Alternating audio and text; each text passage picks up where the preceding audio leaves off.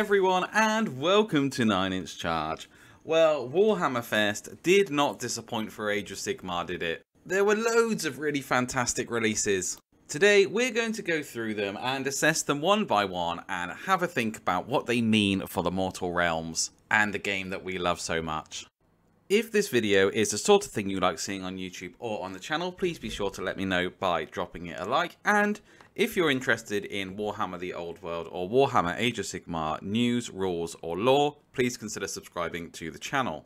Alright, let's kick off with these battle tomes. So we knew we were going to get 2 battle tomes. We knew we'd get an Order battle tome, we knew we'd get a Chaos battle tome. We did think it would be Sylvaneth, and then we couldn't decide if it was going to be SKAWEN or if it was going to be Beasts. Well, it was SKAWEN. And there was a really cool video with some free guild guard just hanging out by a fireplace, and then all of a sudden the brand new SKAWEN character, the Death Master, just bursts out of the darkness and starts shurikening people and stabbing people. He is a brand new hero for the SKAWEN, and he is an expert hero killer, a kind of assassin. And he comes on this great base. He kind of looks like a diorama to himself. And then we got to see the brand new battle tome. This is great news for SKAWEN players because it's about time they got a new battle tome.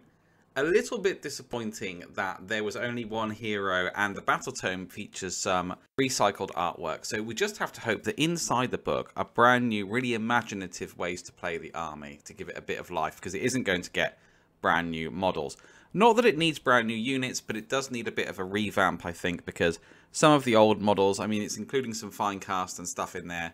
But there is a rumour going around that that will happen in 4th edition, that SKAWEN will finally get their revamp. So we'll just have to wait and see for that one. The next battle tome, I could not be more excited about. We were absolutely right. It was the Sylvaneth, and they did get new units. And oh my goodness, are these units incredible. So let's start off with the Lady of Vines. The Lady of Vines, if you've read the Realmgate Wars, you will know she is a character of huge significance in the Mortal Realms, and actually there would not be any Alarielle in the Mortal Realms if it was not for the Lady of Vines. I am at some point going to do a separate lore video just about her so everybody can catch up, because not everybody has read the Realmgate Wars. I mean, there are a lot of those books and they were quite an expensive series.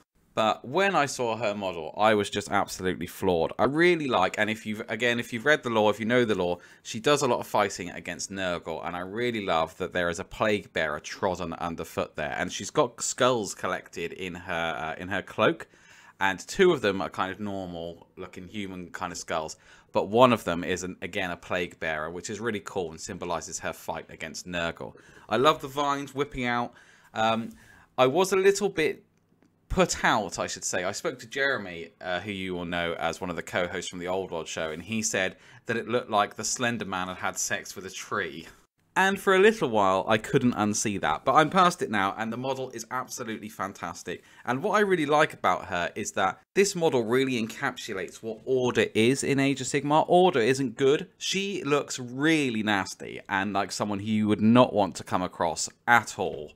But she fights on the side of Order and she fights on the side of life. So I think they've captured that really well in that model. Next, we got to see the Gossamer Archers, and they are lethal skirmishers afforded the power of flight by symbiotic relationship with Zephyr Spites. And Zephyr Spites are the same bugs that carry around the Arch Revenant.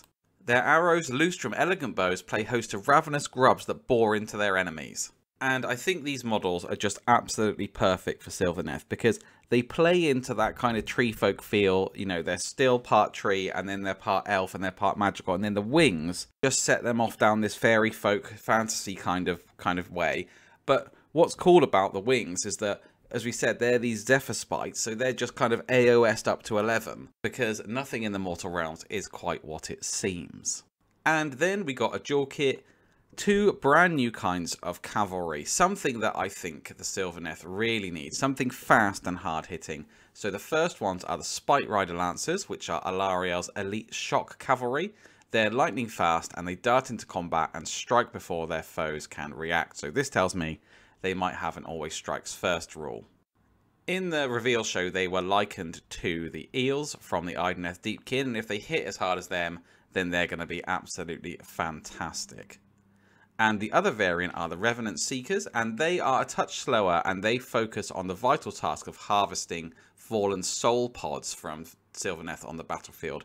and then they use that power to resurrect their allies. So some cool buffs and some cool synergies there. What I like about these units is how fast they look. It's been a long time now. I know you can navigate through the realm routes and things like that, but for the most part, you know, the Sylvaneth are all just foot sloggers, and now they've got something that can jump over enemies and get where they need to be, and I think it's going to add a really cool and interesting new dimension to them. I am going to do a follow-up episode just on the Sylvaneth. I'm going to have my good friend Scott on the show, who's a long-time Sylvaneth tournament player from the States, and we're going to chat about what this might mean for the rulebook and just generally get excited. And then I think I'm going to have him back on after the rulebook drops as well to talk through Sylvaneth tactics and rules and things like that.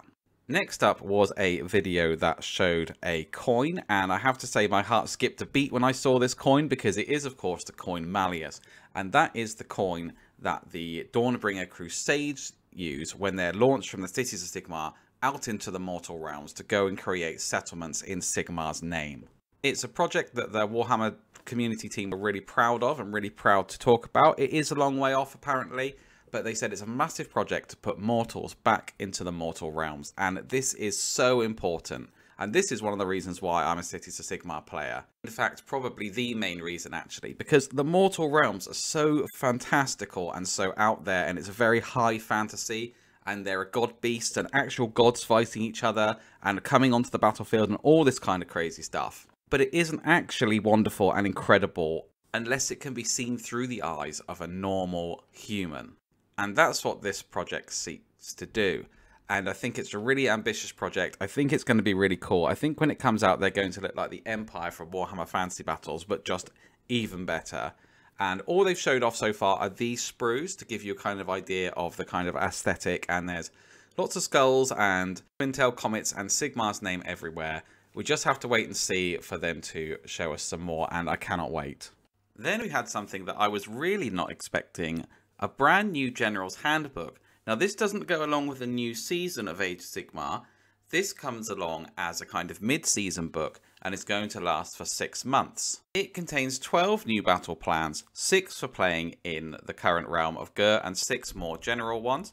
And it changes the meta up, whereas before, when we started in Age of Sigmar 3rd edition, it was all about beasts and it was all about monsters in the realm of beasts. And taking monsters in your army gave you a buff, and you could turn people into monsters using spells and all this kinds of stuff. Now the focus has shifted, and it is all about infantry battle line. They've been battle hardened by fighting in Gur for so long, now they've become elite troop choices. And if you have these in your army, they get specific buffs and things like that. As I said, I really wasn't expecting to see a General's Handbook this soon. We normally get 1 every edition rather than 2. I'd love to hear what you guys think about this.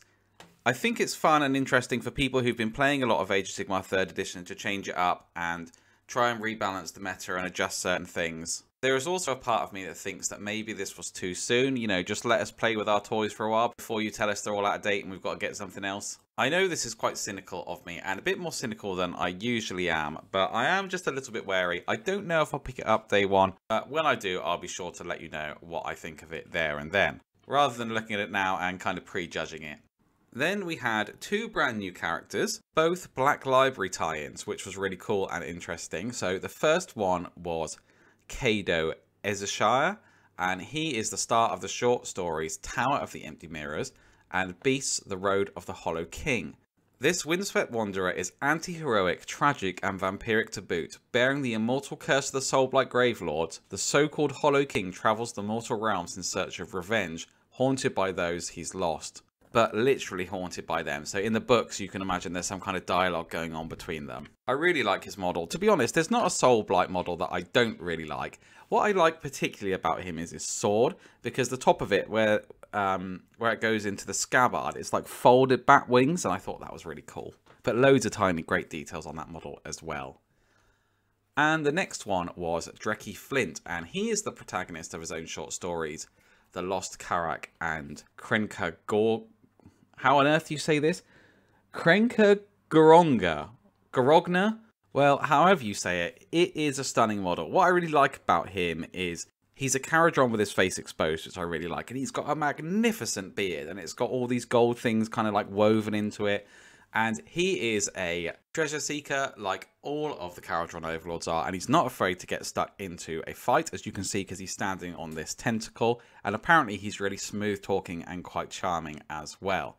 He's getting his first full-length model, The Archanaut's Oath, and this is going to be written by Guy Haley, so this is a book I'm definitely going to pick up because I really like how Guy Haley writes. I've been fortunate enough to meet Guy Haley at Warhammer Fest, back when you could actually go to Warhammer Fest, and he's a really nice guy as well. He's got loads of time to talk about his characters and how he developed them and what he thinks of them and share different ideas. So looking forward to this one. And lastly, and I get the impression this was bolted on and kind of forced upon Games Workshop because of the recent Slaves to Darkness leaks, we got to see the Ogroid Therodons, and we got to see them in beautiful high definition images, not a wobbly potato camera, so it was really cool to see them.